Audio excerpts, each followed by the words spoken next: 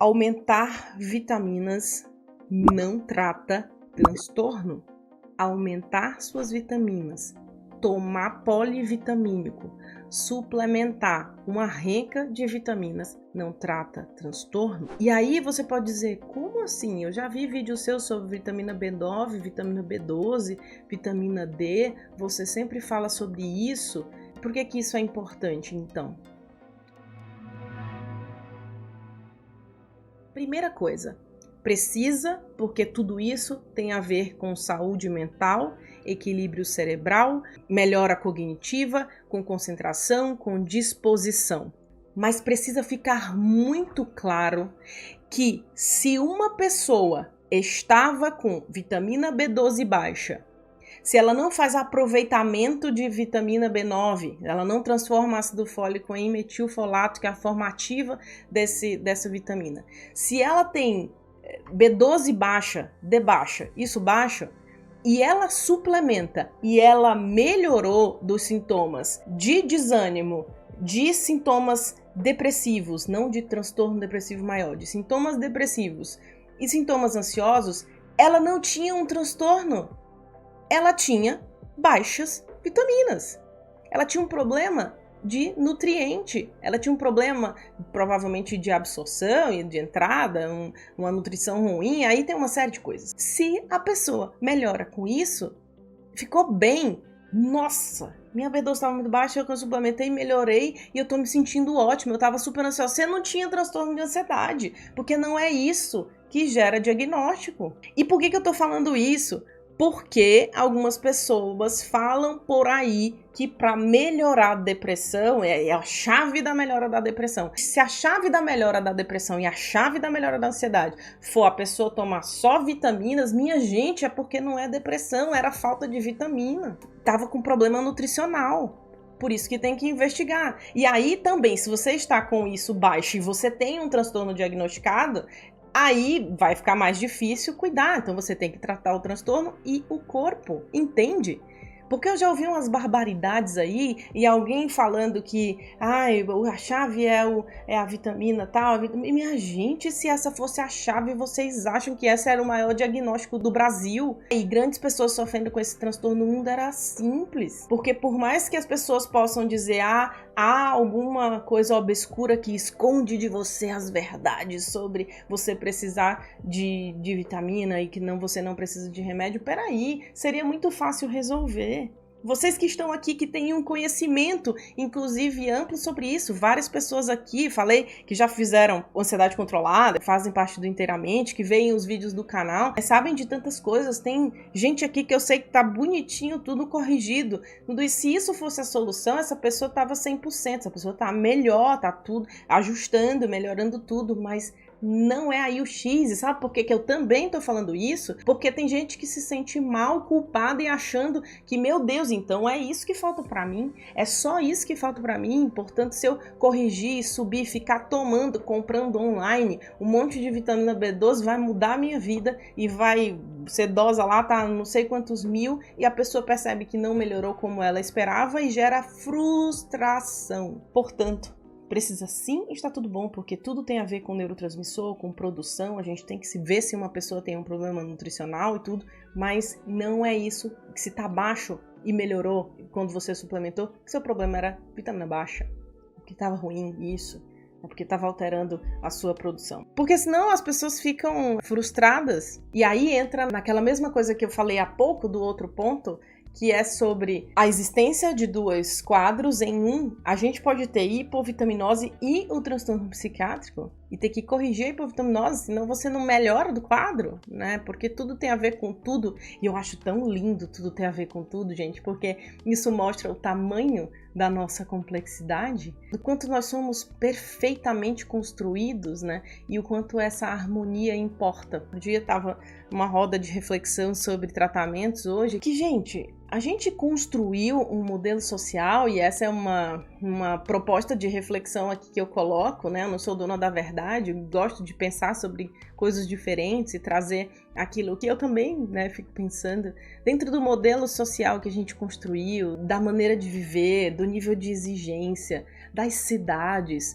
da barulheira, da quantidade de obra, né, da quantidade de coisa que a gente inventou. A gente também não avisou para nossa construção biológica de que tudo isso ia acontecer tão rápido, para a gente saber lidar com tudo. Talvez você se identifique com a ideia de que a gente não sabe lidar com tudo isso que a gente inventou.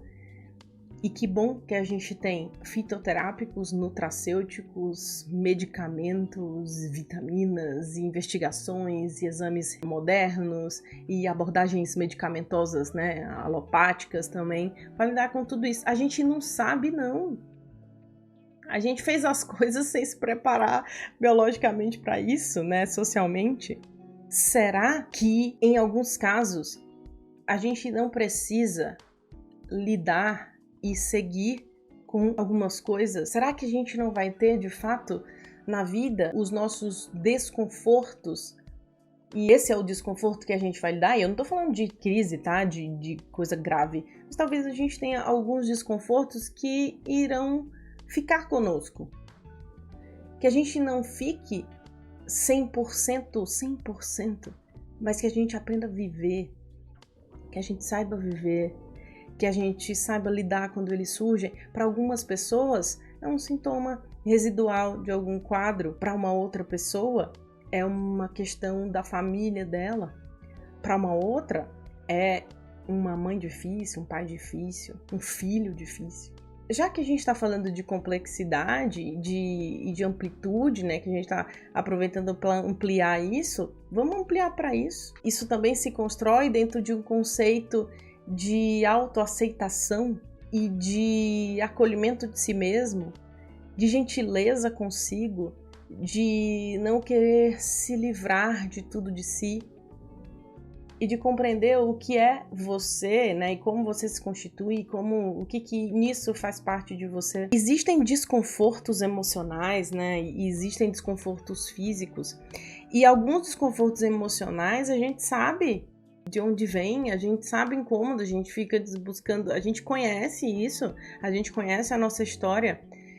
E alguns vêm de coisas que fazem parte da sua vida e que você não vai se livrar disso no sentido de que você não pode dar um X, né, em alguém, mas que o aprendizado é como eu lido com isso de tal forma que eu não me sinta desconfortável todo dia, que eu me sinta desconfortável de vez em quando, porque na verdade eu estou insistindo nisso. Será que o caminho é se livrar de tudo? Será que o caminho não é entender e começar a compreender? E eu tô falando de alguns desconfortos, eu não estou falando de uma crise franca, tá? E da pessoa estar com sintoma físico grave ali, isso tem que ser tratado, mas pequenos desconfortos, pequenas coisas que se mantêm, que a gente fica, nossa, eu tenho que me livrar disso.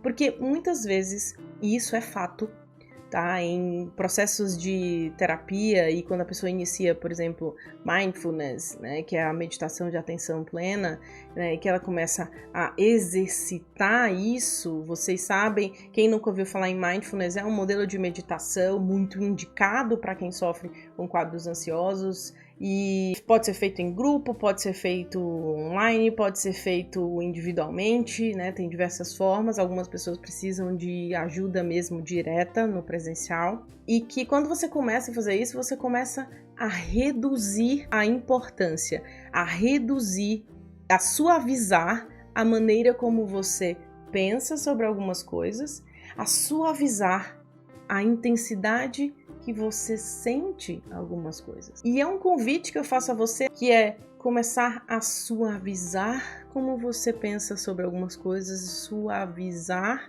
como você tem encarado algumas coisas. E aí você vai me dizer, mas isso é muito difícil, você tá falando isso e eu tô tentando faz tempo. Começa devagar, começa respeitando o que você sente. Exemplo, eu sempre penso que eu nunca vou sair dessa. Como a gente suaviza? Eu tenho pensado que não vou sair dessa, mas na verdade eu estou tentando aprender como lidar com tudo isso. Isso é uma maneira de suavizar. Você sempre pensa que para todo mundo dá certo, mas para você não. Como suavizar isso? Ao invés de pensar para todo mundo dá certo e nunca para mim caramba, tenho visto que dá certo para algumas pessoas. Eu ainda não descobri esse caminho, mas eu estou no processo. Isso é suavizar. Você não está pensando, transitando de um pensamento seu para um pensamento positivo. Ah, vamos começar uma super positividade. Seja super positivo e tudo vai dar certo. Gente, não funciona. Não funciona, ainda mais no looping de pensamento. Então a gente tem que fazer degrau a degrau. Né? Especialmente quem é muito preocupado não consegue fazer esse salto. Você tem que fazer naquilo que é realidade, porque a gente tem estrutura no nosso cérebro que identifica se você está mentindo para você. Se você constrói uma frase dessa de forma não real, que você não acredita. Então não adianta eu ficar dizendo aqui para você trocar de pensamento. Não funciona. Tem que ir no degrau.